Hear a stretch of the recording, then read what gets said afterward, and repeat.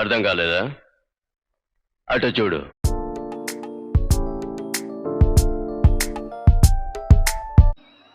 వైఎస్ఆర్ వారసులమని మీ ముందుకు వస్తా ఉన్నారు.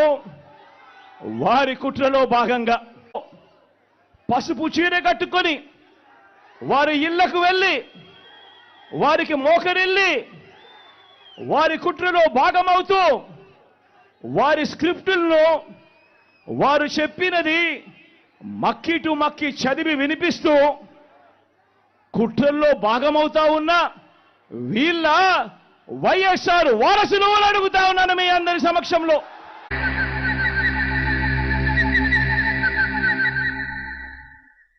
అటు చూడు బే.